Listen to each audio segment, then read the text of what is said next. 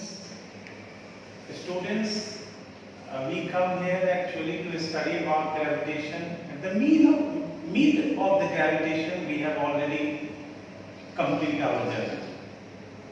Today's topic is bodies falling near the surface of the earth. What does it mean? What we want to study actually? Bodies falling near the surface of the earth.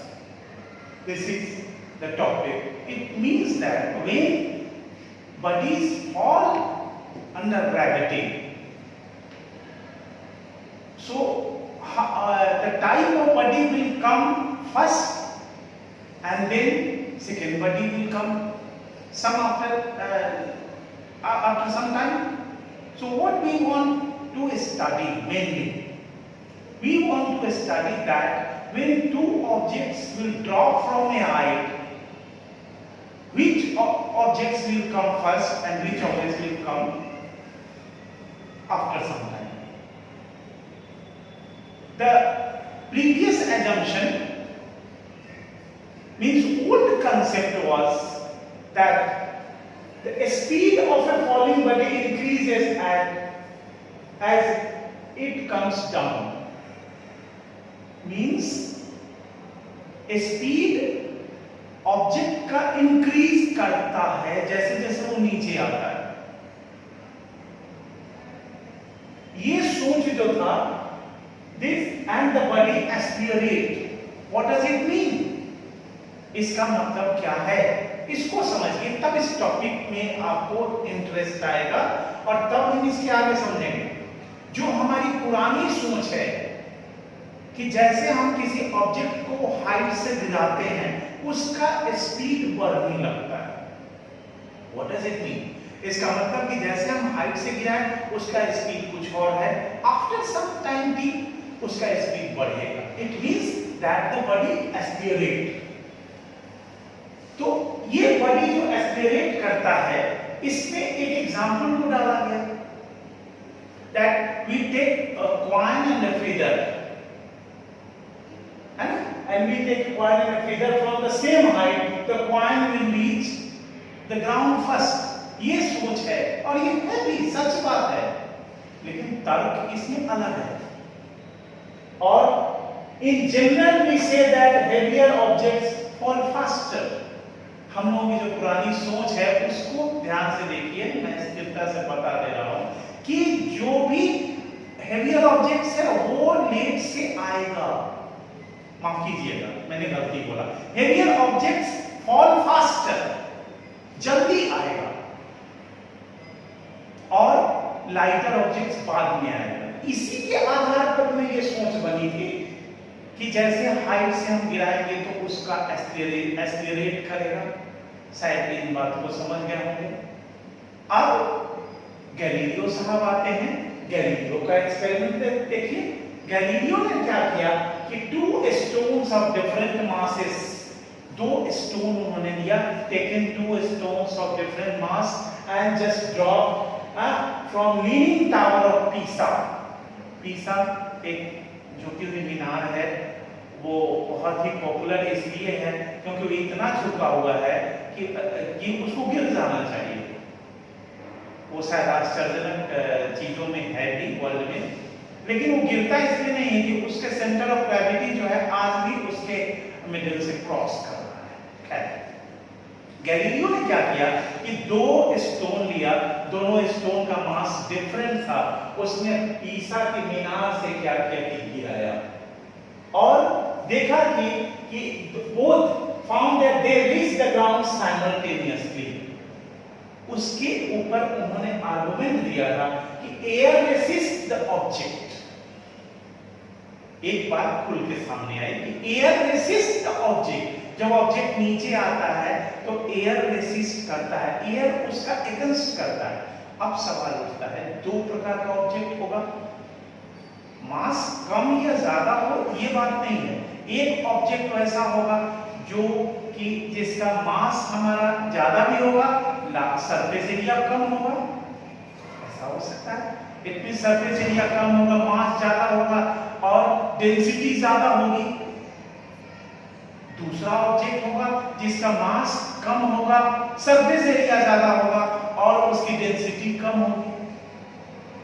तो उन्होंने यही क्या किया कि if the material is dense and its surface area is small, the resistance due to air is quite small, और उसके ऊपर resistance कम लगेगा compare to the force of gravity.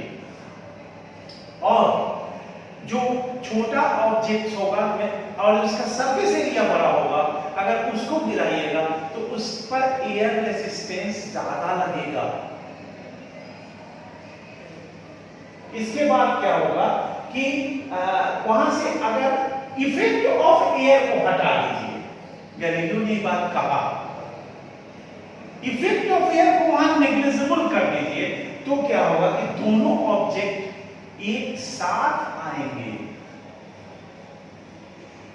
इसको ऐसे समझिए कि लोग की पुरानी सोच, पुरानी अवधारणा ये थी, पुराना एजम्पशन ये था कि दो ऑब्जेक्ट्स को अगर गिराइएगा तो ऑब्जेक्ट्स एक्सीलरेट करेगा और ऑब्जेक्ट्स एक्सीलरेट करेगा, इसका मतलब भारी ऑब्जेक्ट्स पहले आ जाएगा, हल्का ऑब्जेक्ट्स बाद में आएगा।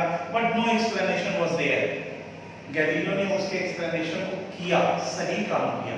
गैलीलियो ने एक्सप्लेन करा कि दो ऑब्जेक्ट्स को लीजिए, दोनों ऑब्जेक्ट्स का मास अगर डिफरेंट भी है और उस मास में अगर आप देखिएगा कि उनके सरफेस एरिया को अगर देखिए तो उससे ये क्लियर होगा कि एयर रेजिस्टेंस किस सब एरिया वाले ऑब्जेक्ट्स पर ज्यादा लगेगा। अगर एयर रेजिस्टेंस निश्चित तौर पर स्मॉलर सरफेस एरिया वाले ऑब्जेक्ट्स पर कम लगेगा और बड़ा सरफेस एरिया वाले ऑब्जेक्ट्स पर ज्यादा लगेगा। तो बात कंक्लूड होती है कि सरफेस एरिया जिसका छोटा होगा वो पहले आ जाएगा और सरफेस एरिया जिसका बड़ा होगा वो बाद में आएगा।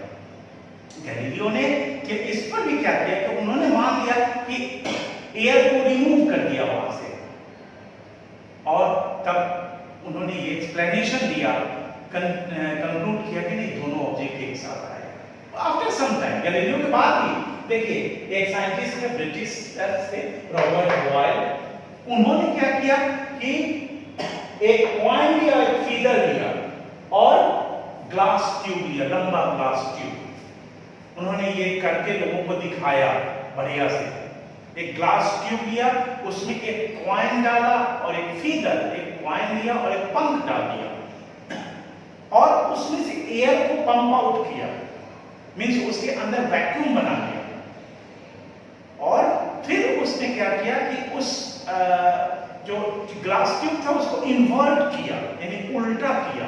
और जब उल्टा किया तो उसमें क्या आया कि कॉइन एंड फीडर दोनों ही एक साथ ही आए।